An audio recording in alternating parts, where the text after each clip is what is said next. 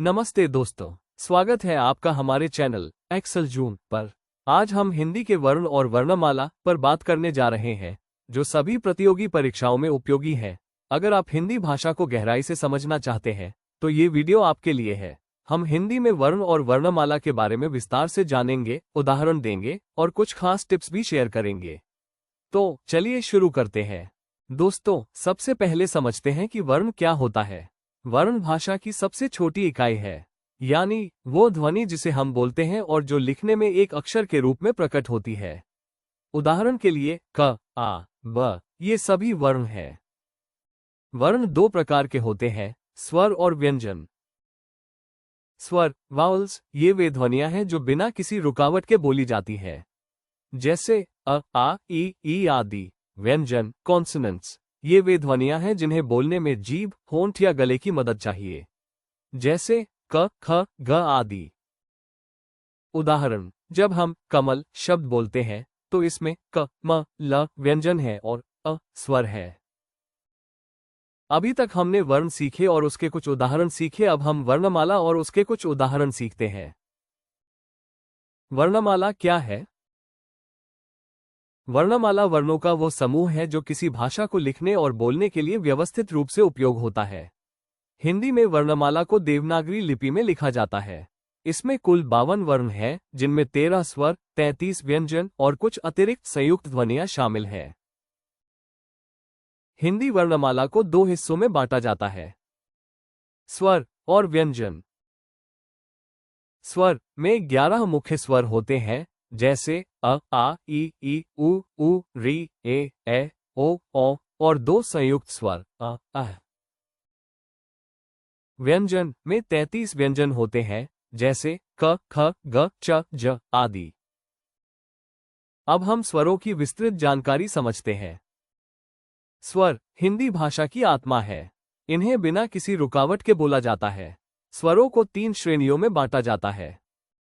1. ह्रस्व स्वर, short vowels. 2. दीर्घ स्वर, लॉन्ग वाउल्स। 3. संयुक्त स्वर, डिफ्थॉन्ग्स। ह्रस्व स्वर, शॉर्ट वाउल्स, ये कम समय में बोले जाते हैं, जैसे अ, ई, उ। उदाहरण, कमल में अ और नदी में ई। दीर्घ स्वर, लॉन्ग वाउल्स, ये ज्यादा समय तक बोले जाते हैं, जैसे आ, ई, उ। उदाहरण, आम में आ और नील में ई। संयुक्त स्वर, डिफ्थॉन्ग्स, दो स्वरों के मेल से बने, जैसे ए, ओ। उदाहरण, पेड़ में ए और कौन में ओ। स्वरों की खास बात, स्वरों का सही उच्चारण शब्दों का अर्थ बदल सकता है, जैसे कल, टुमारो और काल, टाइम, डेथ। चलिए अब देखते हैं व्यंजनों की विस्तृत जानकारी। अगर आपको हमारा अब तक का वीडियो पसंद आया तो लाइक करें, शेयर करें और सब्सक्राइब करना न भूलें। अब देखते हैं व्यंजनों की विस्तृत जानकारी। व्यंजन वे ध्वनियां हैं जो स्वरों के साथ मिलकर शब्द बनाती हैं।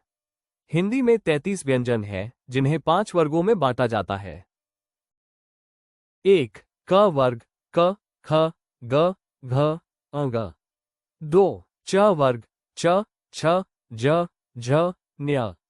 3. ट वर्ग, ट, थ, ड, ध, अण। 4. त वर्ग, त, थ, द, ध, न। 5. प वर्ग, प, फ, ब, भ, म। इसके अलावा कुछ अतिरिक्त व्यंजन है, य, र, ल, व, श, स, ह। उदाहरण, क से कमल, च से चाय, ट से टमाटर। व्यंजनों की खास बात, व्यंजनों को बोलते समय स्वरों का साथ जरूरी है, वरना वे अकेले नहीं बोले जा सकते। जैसे क को बोलने के लिए क में अ स्वर जोड़ा जाता है। अब देखते हैं संयुक्त व्यंजन और मात्राएं। कभी कभी दो या ज्यादा व्यंजन मिलकर एक नई ध्वनि बनाते हैं, इन्हें संयुक्त व्यंजन कहते हैं। उदाहरण, क्ष जैसे क्षत्रिय, त्र जैसे मंत्र, ज्ञ जैसे ज्ञान। मात्राएं, स्वरों के चिन्ह जो व्यंजनों के साथ जुड़कर उनकी ध्वनि बदलते हैं। उदाहरण, क जोड़ आ इक्वल्स का क जोड़ ई इक्वल्स की क जोड़ ई इक्वल्स की। मात्राओं के उदाहरण का, की, कु, के, कै, को। उदाहरण कमल में क के साथ अ और म के साथ अ मिलकर शब्द बनता है। महत्वपूर्ण बिंदु और टिप्स। 1. सही उच्चारण। हमेशा वर्णों का सही उच्चारण करें। गलत उच्चारण से शब्द का अर्थ बदल सकता है, जैसे पट, मत और पट, बोर्ड। 2. लिखने का अभ्यास। रोज वर्णमाला लिखने का अभ्यास करें। इससे आपकी लेखनी सुंदर होगी। 3. शब्द निर्माण। अलग अलग स्वर और व्यंजनों को मिलाकर नए शब्द बनाएं, जैसे स जोड़ आ इक्वल सा, फिर सा जोड़ ग जोड़ र इक्वल सागर। 4. हलंत का उपयोग। जब व्यंजन बिना स्वर के लिखा जाता है तो हलंत का उपयोग होता है, जैसे क। 5. बच्चों के लिए टिप। वर्णमाला को गीत के रूप में सिखाएं, इससे बच्चे आसानी से सीखते हैं। तो दोस्तों, आज हमने सीखा कि वर्ण और वर्णमाला क्या है, उनके प्रकार और कैसे ये हमारी हिंदी भाषा की नींव है। उम्मीद है आपको ये वीडियो पसंद आया होगा।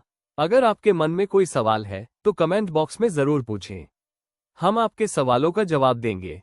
अगर आपको हमारा चैनल एक्सेल जूम पसंद आया तो लाइक करें, शेयर करें और सब्सक्राइब करना न भूलें। अगले वीडियो में हम हिंदी व्याकरण का एक और रोचक विषय लेकर आएंगे। तब तक के लिए इजाजत दीजिए। धन्यवाद।